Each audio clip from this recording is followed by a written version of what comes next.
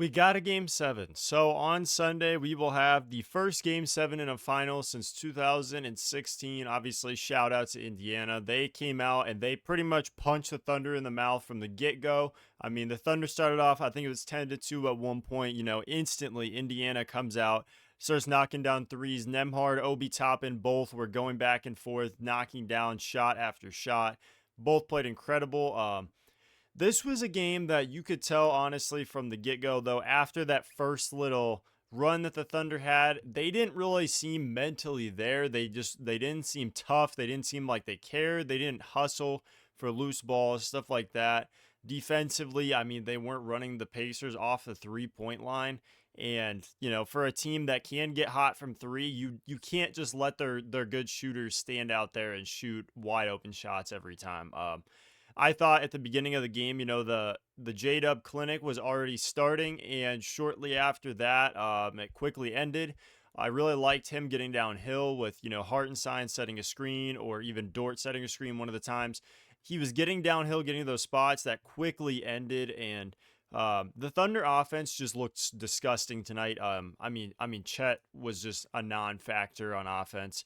And defensively, even he wasn't good in this game. He had a couple good plays throughout the first quarter, a little into the second. After that, there's not much I could really say.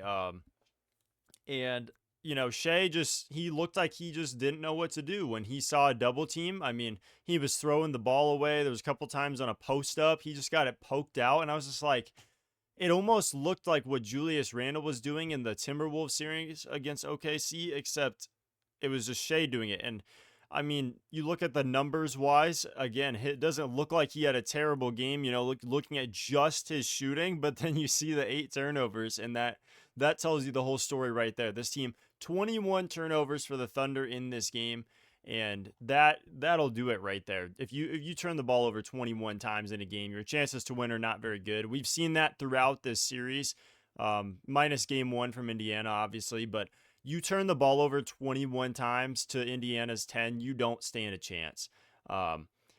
J-Dub, again, he had a minus 40 for the game, which, oh my gosh, what are the odds of him being minus 40 after scoring 40 last game?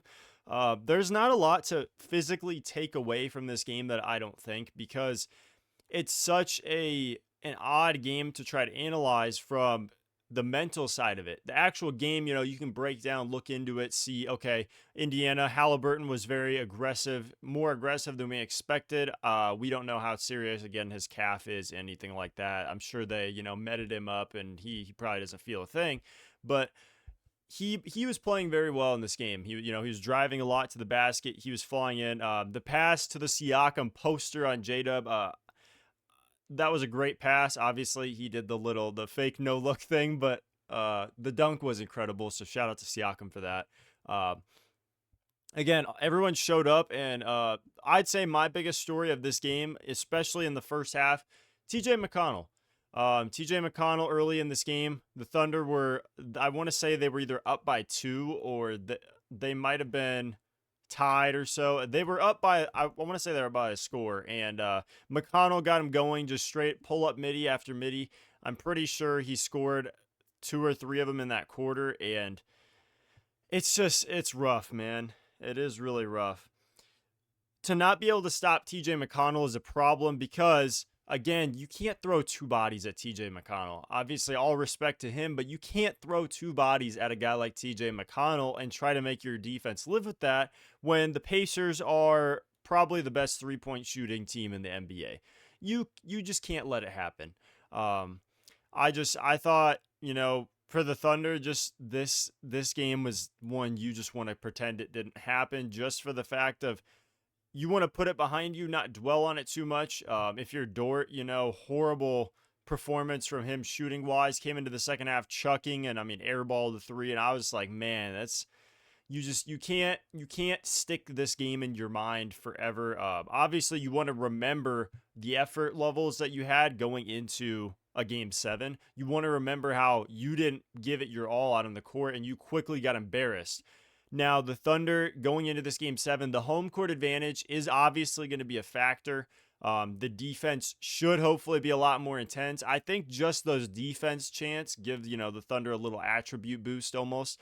But it was just a game to quickly forget for Thunder fans like myself. I mean, again, you have to tip your hat to the Pacers. They played an incredible game. They played like they were on their last, living breath of the finals, which they were. The last home game at Indiana for the season.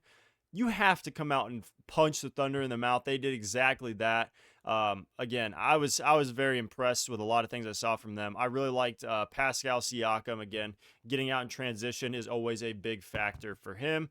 I didn't take a lot of notes on this game. As you can see here, this is literally my entire note page for the game is right there. I kind of take my notes a little weird and like little bullet points, but usually every finals game I've had a full like front and back page of this little notebook. So yeah, I didn't have much to write down. Just again, the coverages they were throwing at Shea were nuts. And if you're Shea, you have to find a way to do something. If you're Mark Daignault, coaching wise, you have to figure out something. I don't like when certain guys are getting minutes and do absolutely nothing on the road in a setting like Aaron Wiggins. On the road has not been good this playoffs. It's been a thing. Again, Kenrich Williams is a guy that should play, which thankfully he did, but a guy like Isaiah Joe, same thing, but it's so tough to try to pick that out when you have no reliable three-point shooting. Even Isaiah Joe hasn't been incredible, and your one super reliable guy usually is Alex Caruso, and he only took 1 3 this game. That's not something that's going to be a recipe for success in this game. I mean, between your starting 5 here, you literally were, what, 5, 9, 12, 13. 1 of 13 from 3 from the starting lineup of the Oklahoma City Thunder. 1 of 13. That Shea and J-Dub, especially J-Dub, needs to be a more reliable knockdown shooter because, again, Shea is not going to be a guy that is usually going to get a lot of off-ball looks, and when he does, it's just going to be an occasional like cut to the basket or something. He's not going to get a wide-open catch-and-shoot 3 very often. J-Dub will get those sometimes, so he's going to need to be a guy that steps up in a Game 7. I imagine they'll throw similar defense at Shea. They're going to throw 2 bodies at him every time. Someone, please, for the love of God, step up, make a shot. Whether it's Chet, whether it's Dort. Now, Dort is a guy that can shoot at home, but Dort, you got to knock down 3 or 4 of them things. They're going to need every bucket they can get, but most importantly, that defense has got to step up. I mean, the Pacers at home, it really has looked this way, I think, throughout this entire series, that the home team has looked like the better team in this series, all 6 games, I thought. Obviously, each team threw a game away in kind of a disgusting fashion, Game 1 and Game 4. But I think the home team has looked like the best team every game of this series. So obviously, good luck to both teams. I will be rooting for my Thunder, obviously, but I just want to see a great game, and I'm kind of preparing myself for the worst just in case. But again, I just want to see a good game. As a basketball fan, I want to see a very good game. But also as a Thunder fan, I don't know how much I want it to be close because I'm going to be sitting on the edge of my seat, clenching the whole time. So, yeah, let me know what you guys think for Game 7, who you got. And if you think it'll be a close game, let's drop a score prediction down below because why not? But yeah, deuces.